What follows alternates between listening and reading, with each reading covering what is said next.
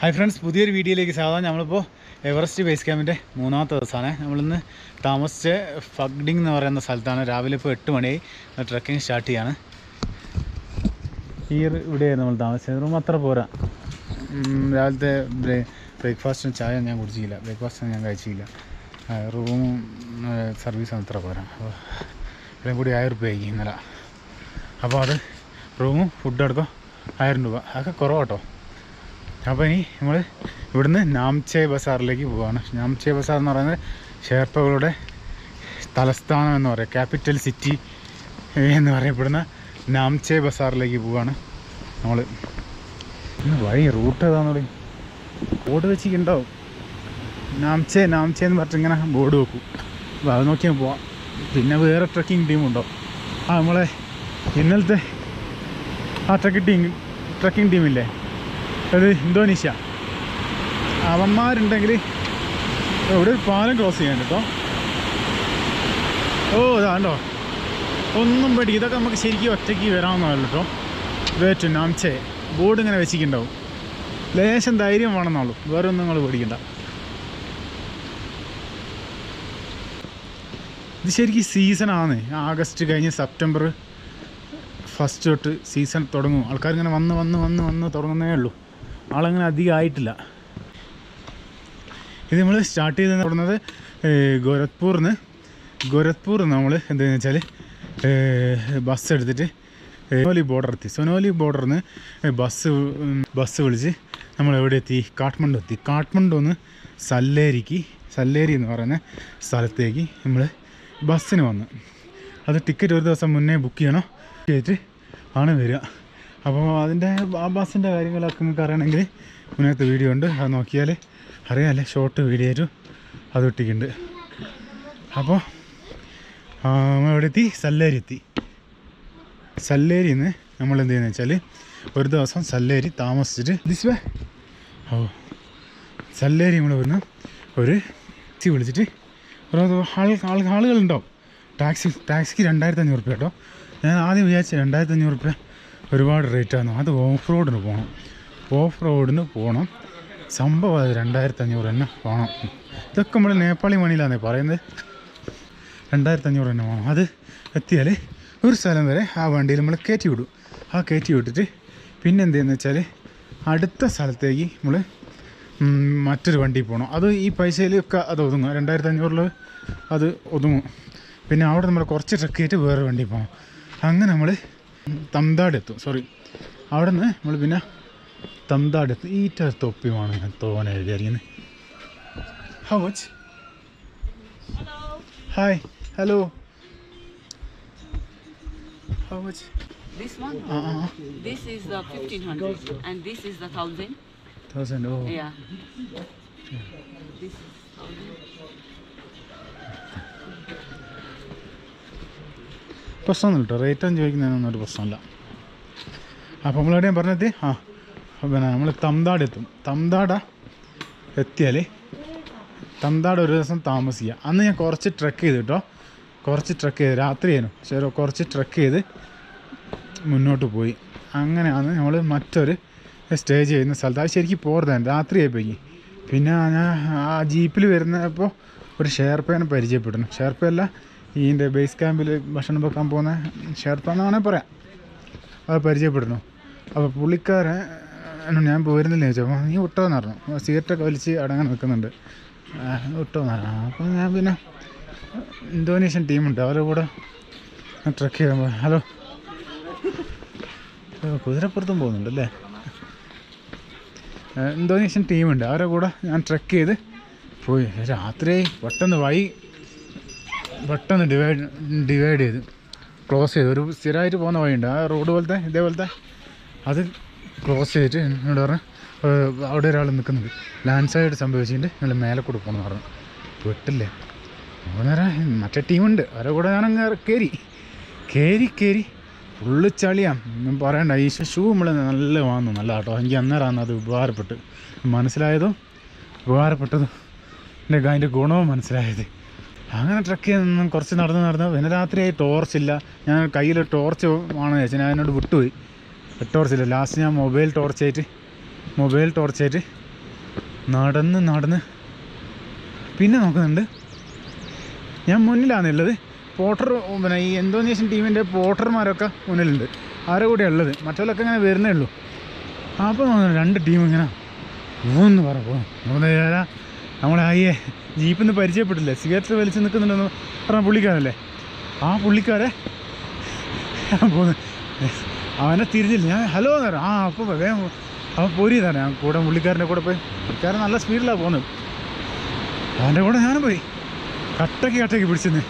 അന്നേരമാണ് എനിക്ക് എന്നെപ്പറ്റി തന്നെ ഒരു അഭിമാനം തോന്നിയത്. അതിനല്ല എൻ്റെ സ്റ്റാമിനയെ പറ്റി. ആ ഷെയർപോൾ എന്ന് പറയുന്നത് പ്രത്യേകിച്ച് ലഗേജ് ഒന്നും ഇല്ലാണ്ട് അവർ പോകുന്ന കാണണം ഞങ്ങൾ. ആരെ കൂടെ തന്നെ കട്ടയ്ക്ക് പിടിച്ചെന്ന്. പിന്നെ അന്ന് രാത്രി അവിടെ താമസിച്ചിട്ട് അത് പിന്നെ നമ്മൾ പഗ്ഡിങ്ങിലേക്ക് ഇന്ന് നമ്മൾ താമസിച്ച സ്ഥലമല്ലേ അവിടത്തേക്ക് എത്തിയത്. അവിടെ എത്തിയെന്ന് പറഞ്ഞാൽ രാത്രിയല്ല ഒരു 4 മണി 5 മണി ആകുമ്പോഴത്തേക്ക് പിന്നെ തമിഴ്നാടിൻ്റെ അവിടുന്ന് നടന്നിട്ട് ട്രക്ക് ചെയ്ത് നമ്മൾ പഗ്ഡിങ്ങിലെത്തിക്ക്. ഇനിയിപ്പോൾ ഇവിടുന്ന് നാംചേക്ക് പോകണം. നാംചേക്ക് പോകുമ്പോൾ പഗ്ഡിങ്ങിൽ നിന്ന് നാംചേക്ക് പോകുമ്പോൾ ഫസ്റ്റ് ഹാങ്ങിങ് ബ്രിഡ്ജാണ് ആ കാണുന്നത്. പിന്നെ ഈ കാണുന്നതെന്ന് പറയുന്നത് ദൂദ്കോശി നദിയാണ്. നേപ്പാളിൻ്റെ ദൂദ്കോശി നദിയാണ്. കുത്തി ഒഴുകുക. ഇത് എവറസ്റ്റിനാണ് ഇത് ഉത്ഭവിക്കുന്നത്. ദൂദ്കോശി നദി എന്ന് ഇതിന് പേര് വരാൻ കാരണം എന്ന് വെച്ചാൽ ഇതുണ്ടല്ലേ, ഇത് കണ്ടാൽ തന്നെ കയറി പാല് പോലെ ഒഴുകുന്നതിനെ കൊണ്ടാണ് ഇതിനെ ദൂദ്കോശി നദി എന്ന് പറയുന്നത്. പക്ഷെ ഇവിടുത്തെ മണ്ണൊക്കെ ഇല്ലേ, മണ്ണൊക്കെ നല്ല കറുത്ത് നല്ല കറുത്ത മണ്ണാണ്, നല്ല വളക്കൂറുള്ളതാണ് സംഭവങ്ങൾ. ഇതുണ്ട്. ഇത് വരുമ്പോൾ നമ്മൾ ഈ സൈഡിൽ നിൽക്കരുത് കേട്ടോ. ഈ സൈഡിൽ നിൽക്കണമെന്നാണ് മുന്നേ സഞ്ചരിച്ച പല ആളുകളും പറയുന്നത്.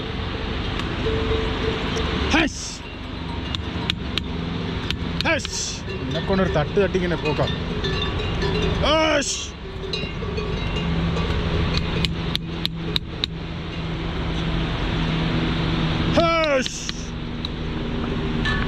എൻ്റെ അമ്മേ ഇതിൻ്റെ സമയത്തോട്ട് പോയി.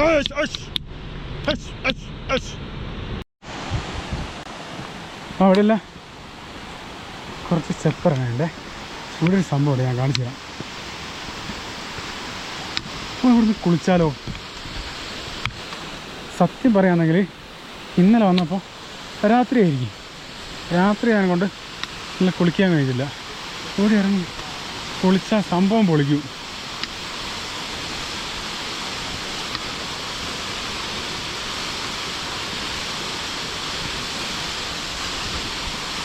Oh, hello.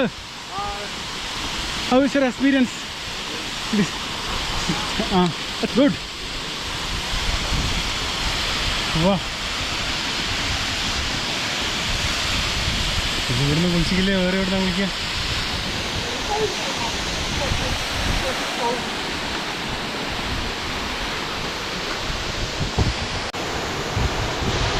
ഫ്രണ്ട്സ്, നമ്മളിവിടെ ഇറങ്ങി കുളിക്കാൻ പോവാ കേട്ടോ.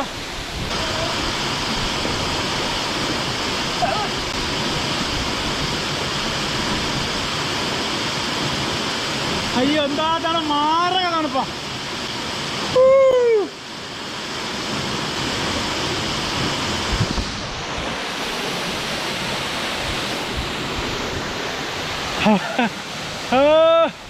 മാറക തണുപ്പ് കേട്ടോ. നമുക്ക് ഇനി വേഗം പാക്ക് ചെയ്താൽ വിടണം.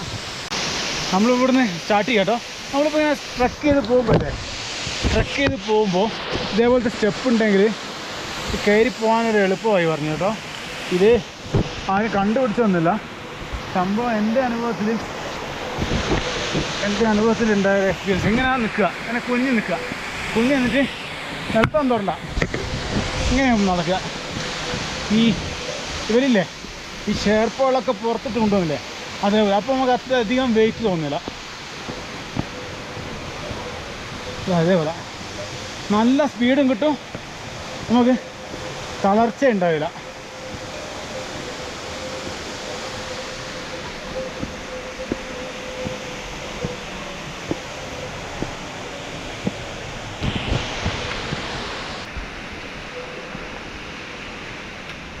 ഇങ്ങനെ കയറി വരാം സിമ്പിളായിട്ട്. നെക്സ്റ്റ് ഇതിറങ്ങി പോകണം. മോഞ്ചോ ആ 1 hour. ഫ്രണ്ട്സ് നമ്മളിവിടുന്ന് ഒരു കൊക്കക്കോള വാങ്ങിയാണേ. കൊക്കക്കോള വാങ്ങിയാ. അപ്പോൾ 250 250 നേപ്പാളി റുപ്യ കേട്ടോ. ആ ചെറിയ കൊക്കക്കോളയ്ക്ക് 500 രൂപ 500 മില്ലി. ഈ വെള്ളത്തിന് 150 രൂപ. ഇതിന് ഇല്ലേ ഇതിന് 150. ഈ എനർജി ഡ്രിങ്ക് ഉണ്ട്, ഇതിന് 200, ഇതിന് 150. ഇതൊക്കെയാണ് ഇവിടുത്തെ റേറ്റ് ഇങ്ങനെ ഒരു ഫിക്സഡ്. Okay thank you. आपका नाम name? Pemba. Yes sir. Wife Nima. Nima. Pemba is Saturday, Nima is Sunday. Nima is Sunday. Pemba is Saturday. From Sherpa language. Sherpa language. From the Sherpa. Children? Yeah, I have 2 boy, 1 daughter. 2 son, 1 daughter. वो किधर है? One. इधर work है. Yeah. My daughter is up Namche. My son is in the village. Okay thank you. ये क्या है? Timur है. Timur Timur means the local pepper. In the Himalayan pepper. local pepper. Yeah. Taste. Yeah, this very important for the medicine. High altitude. Stomach. Like gastric. And everything. So many people buy this. ये कितना है? How much? 1 packet 300. 300. Yeah. एक test उണ്ടോ? Test ഒക്കെ ഉണ്ടോ? Taste? Yeah, I give you. No much, okay? Very spicy. You try. थोड़ा I like. This is the problem. On our back. You take. Okay. Maybe. Anyway, thanks. Yeah.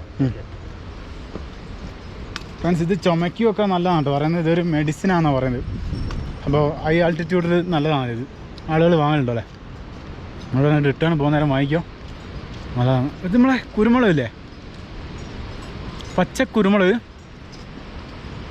Didi this way നമ്മളെ പച്ചക്കുരുമുളകല്ല, കുരുമുളകിൻ്റെ spicy അല്ല, നമ്മളെ ചില സ്ഥലത്തുണ്ടാകുന്ന ഒരു സാധനമല്ലേ, എന്താ പറയുക, കുറച്ച് എരിവുണ്ട്, കുറച്ചൊരു സൂരുണ്ട്.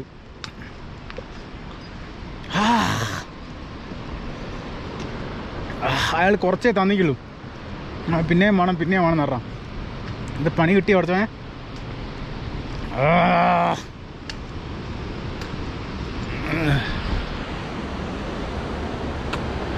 ഇതുണ്ടോ പുല്ല് ഉണക്കാൻ വെച്ചാൽ ഇതെന്തിനു ഉപയോഗിക്കുന്ന അറിയില്ല.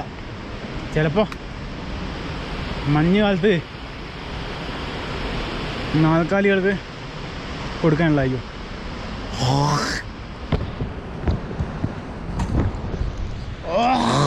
സംഭവം അയാൾ ആദ്യം പറഞ്ഞു ഇങ്ങനെയൊക്കെ ഉണ്ടാവും.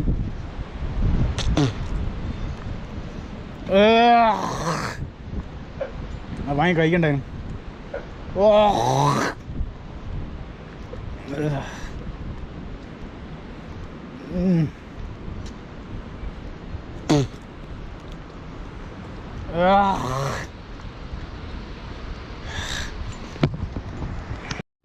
ഫ്രണ്ട്സ് ഫൈനലി ഞങ്ങൾ മോഞ്ചോ എന്ന വില്ലയിലെത്തിട്ടോ. അപ്പോൾ മോഞ്ചോ എന്ന് പറയുന്നത് കുഴപ്പമില്ല, നല്ല ബിൽഡിങ്ങൊക്കെ ഉള്ള നല്ല വീടുകളും സ്കൂളുകളൊക്കെ ഉള്ള സ്ഥലമാണ്. എന്തുണ്ടോ Sagarmatha national park. Welcome to Sagarmatha national park. ഇവിടെ നിന്നാണ് മോഞ്ചോ എന്നാണ് നമുക്ക് സാഗർമാതാ ഈ എവറസ്റ്റ് ബേസ് ക്യാമ്പിൻ്റെ ട്രക്കിങ്ങിൻ്റെ പാസ് എടുക്കേണ്ടി. എന്താ സ്ഥിതി എന്നറിയില്ല, കിട്ടുമില്ലോ എന്നറിയില്ല. അവിടെ പോയിട്ട് ബാക്കി പറഞ്ഞു കേട്ടോ. ഫ്രണ്ട്സ് ഫൈനലി നമ്മൾ സാഗർമാതാ നാഷണൽ പാർക്കിൻ്റെ മുന്നിലെത്തി, ഗേറ്റിൻ്റെ അടുത്ത് എത്തിയിട്ട് ഇവിടെ നിന്നാണ് നമ്മൾ ടിക്കറ്റ് എടുക്കേണ്ടത്. 3500 റുപ്യ ഇന്ത്യൻ മണി കൊടുത്താൽ നമുക്ക് ഇവിടുന്ന് ടിക്കറ്റ് എടുക്കാം. പാസ് ഇവിടെ കാണിക്കാം. ഇതാണ് പെർമിറ്റിൻ്റെ ഇതിവിടെ കാണിക്കണം കേട്ടോ, എടുത്താൽ മാത്രം പോരാ.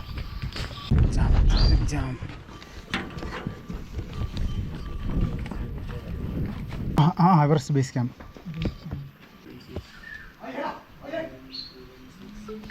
ഇരിക്കാട്ടോ, ഫസ്റ്റ് കടമ്പ് കടന്നിരിക്കുകയാണ്.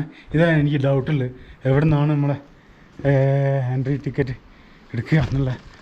നാഷണൽ പാർക്കിൻ്റെ അടുത്താണെന്ന് അറിയായിരുന്നു, ആ ഗേറ്റിൻ്റെ മുന്നുണ്ടെന്ന് പറഞ്ഞിട്ടുണ്ട്. പക്ഷേ അതിൻ്റെ മുന്നേ ഒരു പാസ് വേറെ എടുക്കേണ്ടിയിരുന്നു, മുനിസിപ്പൽ പാസ് എന്ന് പറയാം. പക്ഷേ രണ്ടും നമുക്കത് ഇവിടെ കിട്ടും. അപ്പോൾ 3500 ഇന്ത്യൻ രൂപ നേപ്പാളി മണിയാണ് നമ്മളിവിടെ ഇന്ത്യക്കാർ ഈ എവറസ്റ്റ് ബേസ് ക്യാമ്പിന് വേണ്ടി കൊടുക്കേണ്ട ഫീസ്. പിന്നീട് നമുക്ക് അപ്പുറം ഒരു ചെക്കിംഗ് ഉണ്ട്, അപ്പോൾ അത് അവിടെ കാണിക്കണം. അതാണ് ഇനി അടുത്ത കടമ്പ. പക്ഷേ ഇനി പ്രശ്നങ്ങളൊന്നുമില്ല.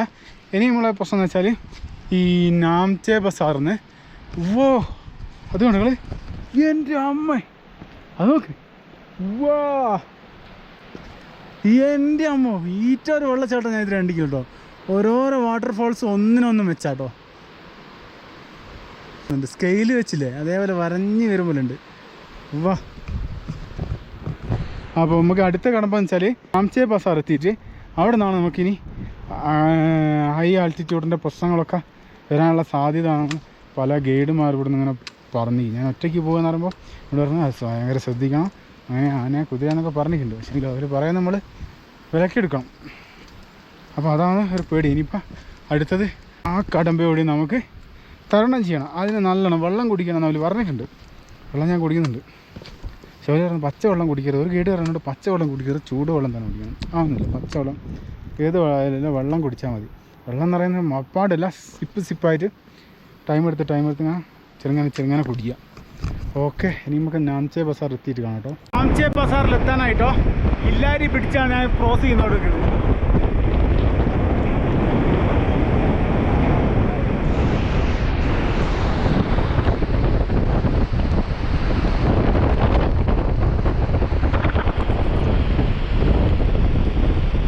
Hillary bridge. ഇതിൻ്റെ നേരത്തായ ബങ്കി ജമ്പ് ചെയ്യുന്ന ആൾക്കാരുണ്ട്.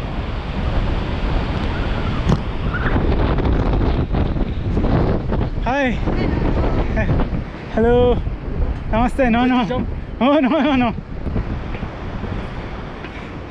ബങ്കി ജമ്പൊക്കെ നമ്മൾ ചെയ്യും, അത് പിന്നെ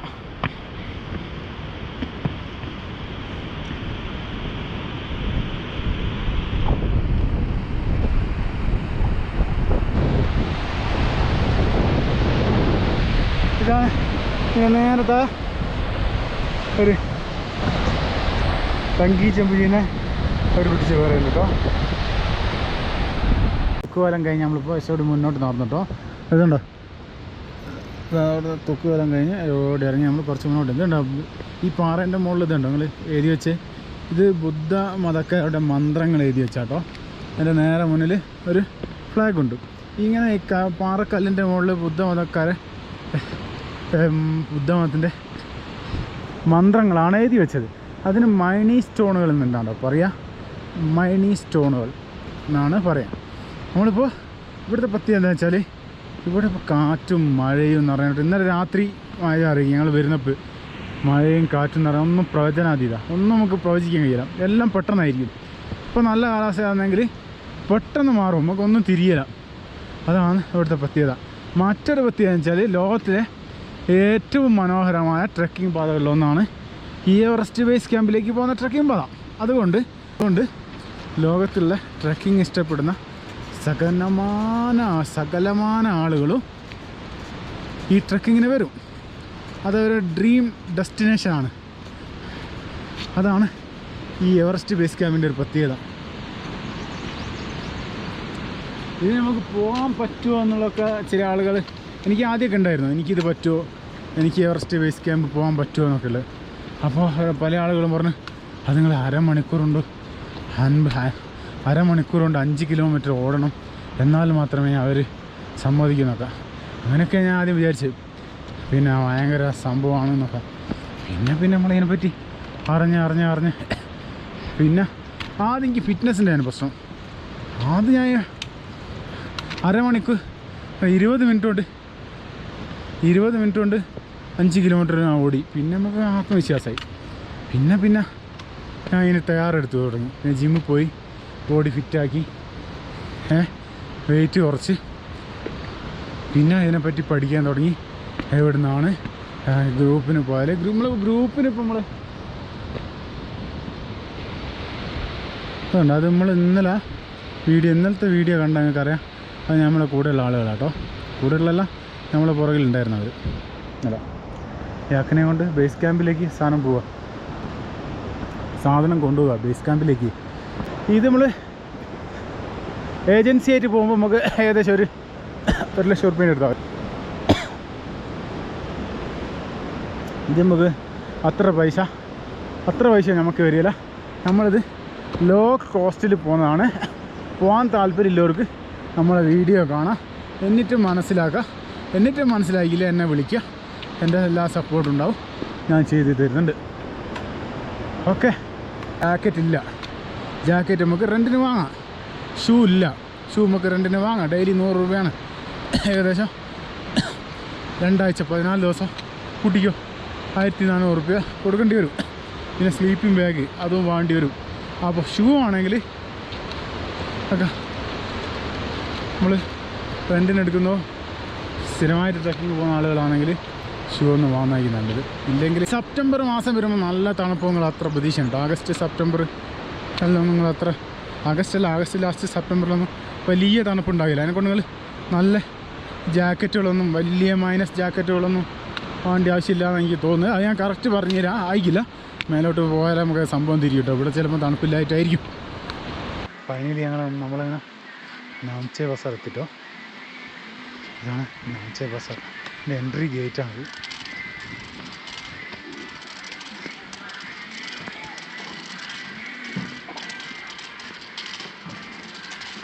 ഇന്നിവിടെ താമസിക്കണം. ഇന്നും നാളെ താമസിക്കണം. റൂം കിട്ടും എന്നുള്ളതൊന്നും അറിയില്ല കേട്ടോ. അതുകൊണ്ട് പല ആൾക്കാരും ചോദിച്ചു നിങ്ങൾ മുൻകൂട്ടി ബുക്ക് ചെയ്താൽ മുൻകൂട്ടി ബുക്ക് ചെയ്തില്ല നമ്മൾ. അത് ഡയറക്റ്റ് വരുമല്ലേ.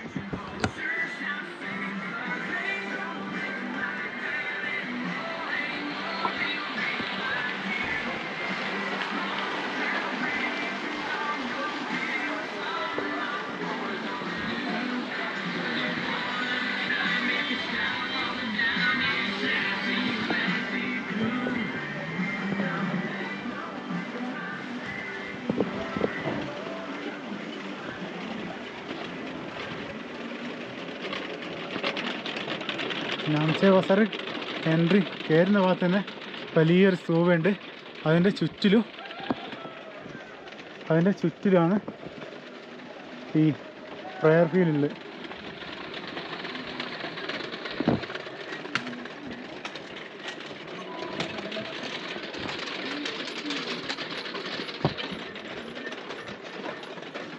വോളിബോളെല്ലാം കളിക്കുന്നുണ്ടല്ലോ ഒന്ന് സെറ്റ്. ഫ്രണ്ട്സ്, ഫൈനലി നമ്മുടെ നാംചെ ബസാറിലെത്തിയിട്ടോ. ഇവിടെ റൂം എടുത്ത് 500 റൂമിന്. ബാക്കി നമുക്കൊക്കെ അടുത്ത വീഡിയോയിൽ പറയാം. Okay, by.